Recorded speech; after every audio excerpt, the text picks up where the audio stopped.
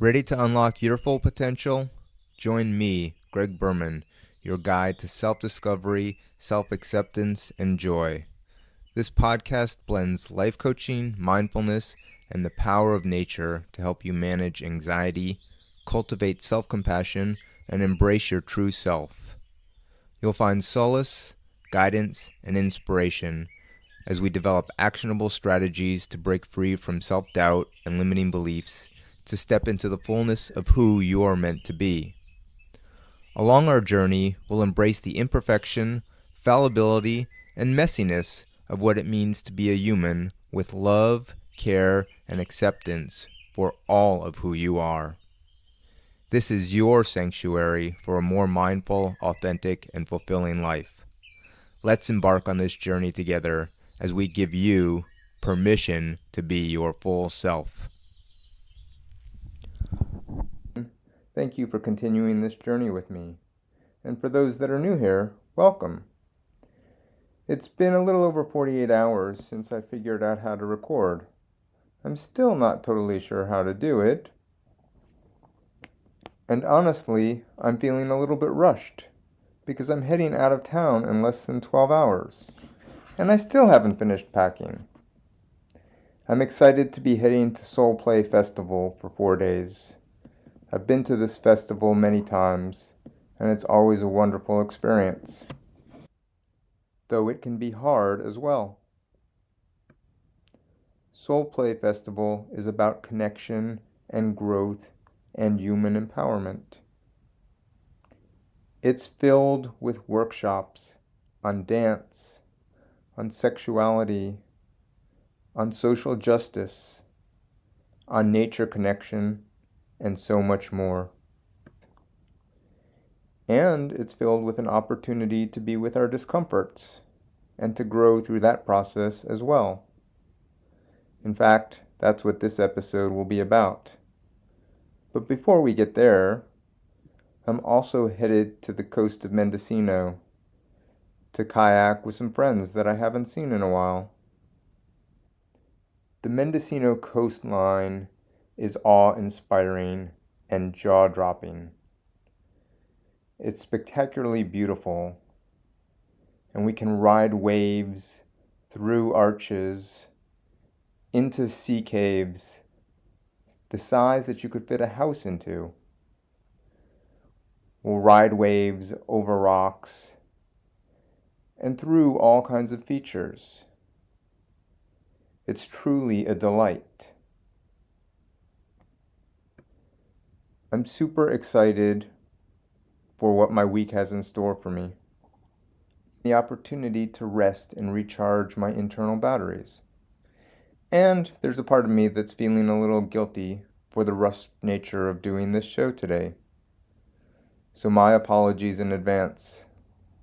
But I hope you'll find it useful all the same. As I shared previously, SoulPlay is a really wonderful experience, filled with lots of opportunities. And it can also be a place to explore our discomforts. That's one of the very things that makes it such an amazing opportunity for growth. Because when we are willing to step out of our comfort zone, the amount of growth that we can experience is immeasurable.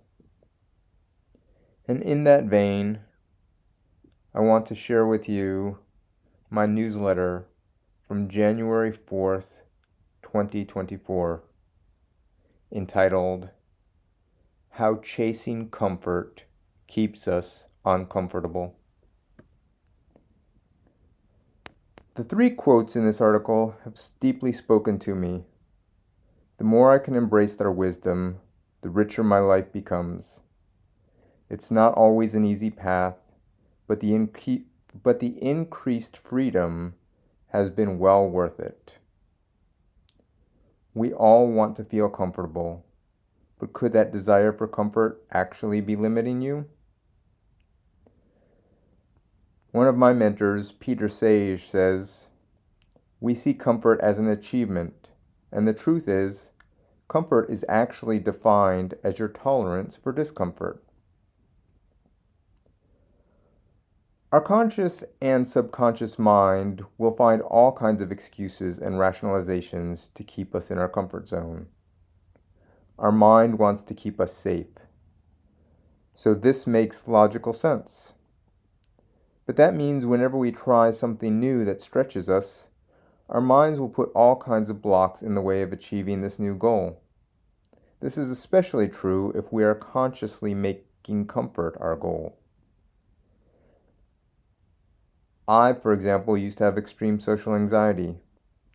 I remember in my early 20s, depressed and lonely, I wished I had one friend, somebody to talk to.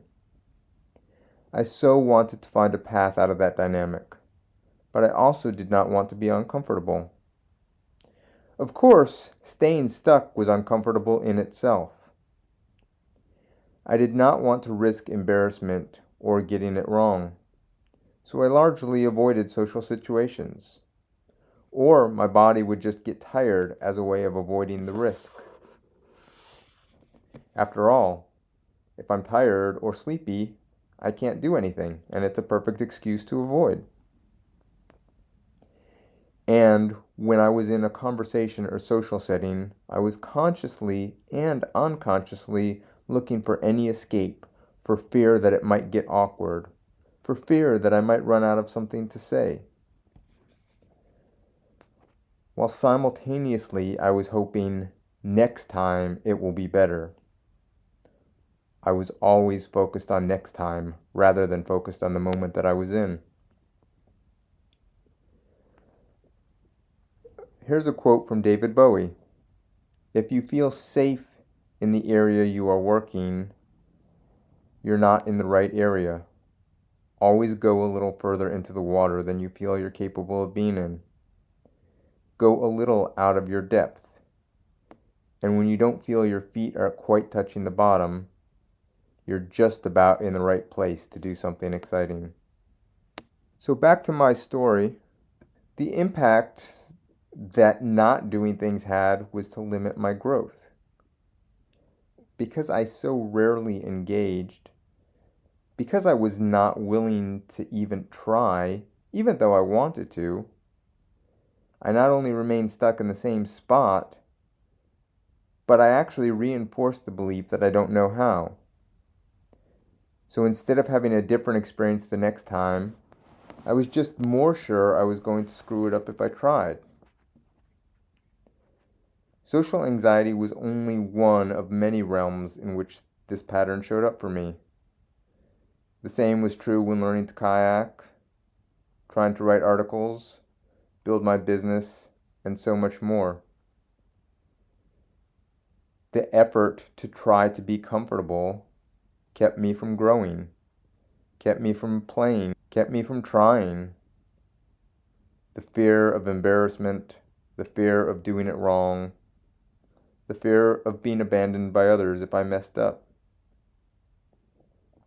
Until I learned that not only would discomfort not hurt me, it could actually begin to feel exciting because it meant I was growing.